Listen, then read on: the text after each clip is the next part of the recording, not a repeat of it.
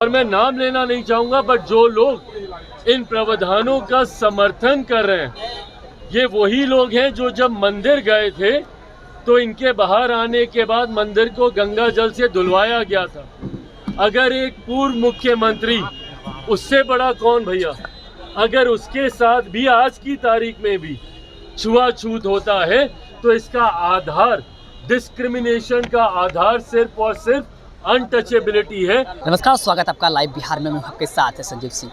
कि बीते दिन सुप्रीम कोर्ट ने SC ST आरक्षण में वर्गीकरण को लेकर के जो फैसला सुनाया था, उसके बाद NDA के ही दो घटक दल के नेता आपस में भिड़ गए थे। यानी दोनों के सुर अलग अलग देख रहे थे। एक तरफ जहां चिराग पासवान, जो कि लोक जनशक्ति पार्टी रामविलास के राष्ट्रीय अध्यक्ष है, उन्होंने इस फैसले को लेकर के आपत्ति जताई थी और उन्होंने कहा था कि पुनर्विचार याचिका दायर करेंगे। तो वहीं दूसरी तरफ जीतन राम मांझी, जो कि पूर्व CM है, भारत सरकार में मंत्री भी हैं और साथ ही साथ NDA घटक दल हैं, उन्होंने कहा था कि इस फैसले का हम स्वागत करते हैं। यह फैसला 10 साल पहले ही आ जाना चाहिए था।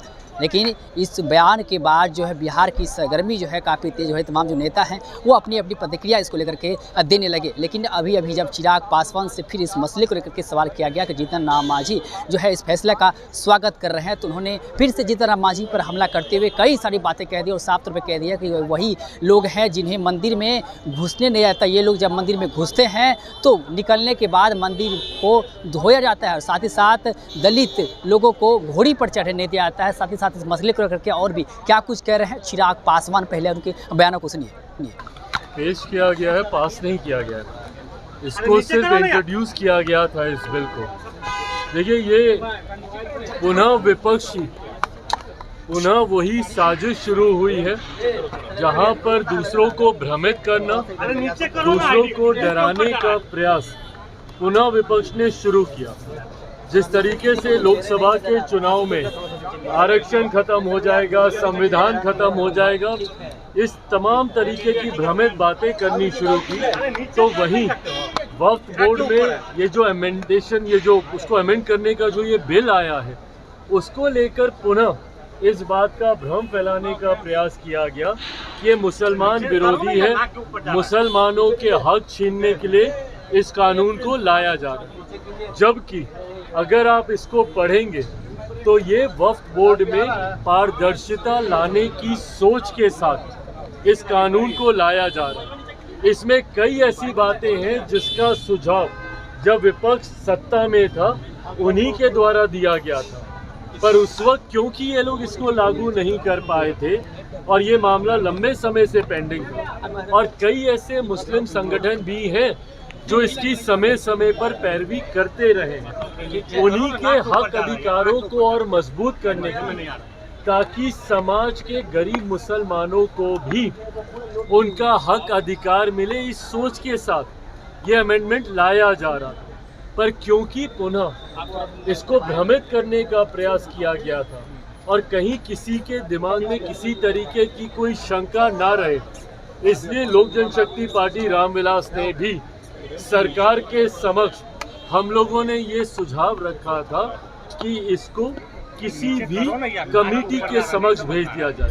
अब भले वो स्टैंडिंग कमेटी हो या ज्वाइंट पार्लियामेंट्री कमेटी हो, उसके समक्ष भेज दिया जाए, ताकि जितने स्टेक होल्डर्स हैं, जो भी इसके साथ जुड़े हुए हैं, वो खुलकर वहाँ पर चर्चा कर सके और ये जो भ्रम फैलाया जा रहा है कि मुसलमान विरोधी है, उस आशंका को दूर किया जा सके। मैं आज धन्यवाद देता हूं प्रधानमंत्री जी का और हमारी केंद्र की सरकार का कि इसको, जहां सरकार ने सदन के पटल पर मजबूती से बिल को इंट्रोड्यूस करते हुए अपनी बातों को, सरकार की बातों को प्रमुखता से रखा, तो वहीं विपक्ष के मन में इसको लेकर कोई शंका ना रहे।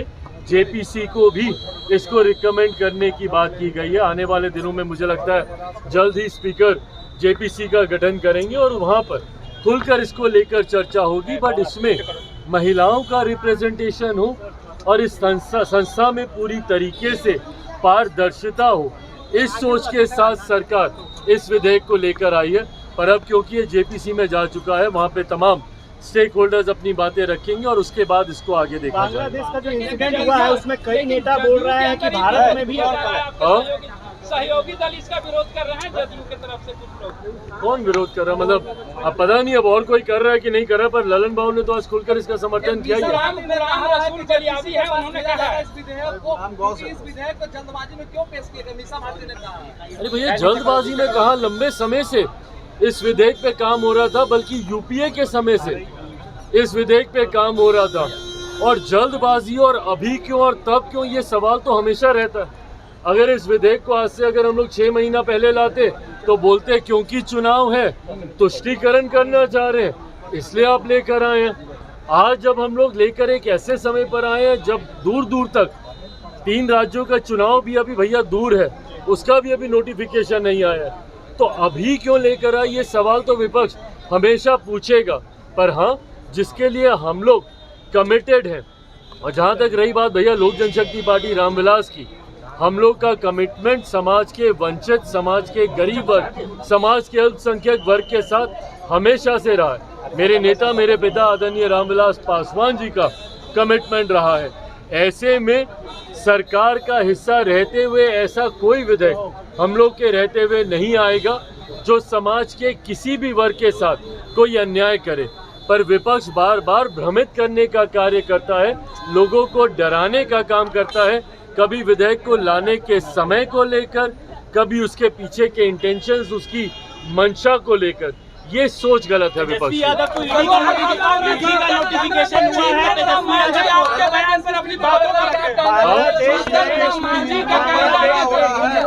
राम मांझी जी आपकी बातों पर रखे हैं, अपनी बात पर कर रहे हैं कि केवल 4 ही जाति के लोग आगे बढ़ेंगे।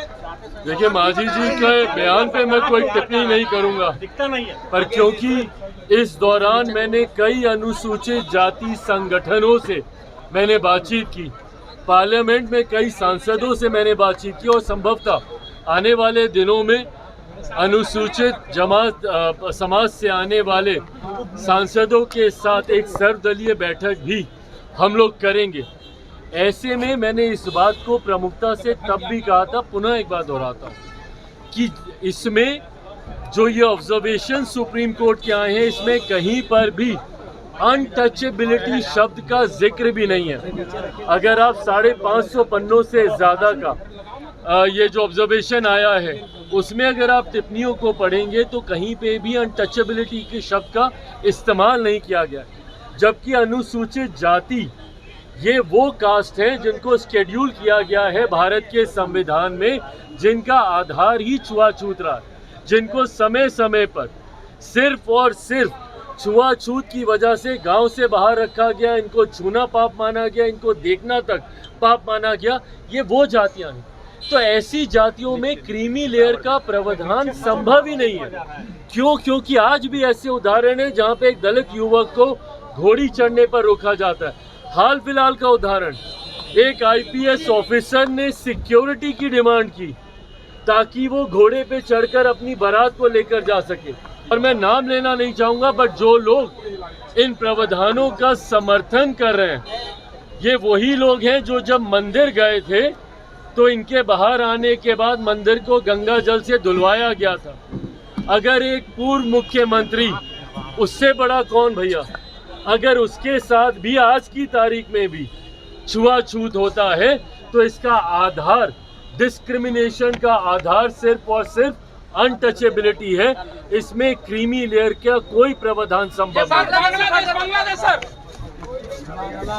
तो आपने सुना कि साफ तौर पर चिराग पासवान ये कहते हुए नजर आ रहे हैं कि ये वही मुख्यमंत्री हैं जब मंदिर जाते हैं और मंदिर से बाहर निकलते हैं तो मंदिर को धोया जाता है। और साथ ही साथ उन्होंने कहा है कि एक आईपीएस, जो दलित आईपीएस होते हैं, उनको घोड़ी पर चढ़ने के लिए सुरक्षा बल की मांग करनी होती है। और भी कई तरह की बातें कही है चिराग पासवान। आप भी सुन रहे थे, क्या कुछ कर रहे थे, आप अपनी राय प्रतिक्रिया कमेंट बॉक्स के माध्यम से दे सकते हैं। आप देख रहे थे लाइव बिहार। बहुत बहुत धन्यवाद।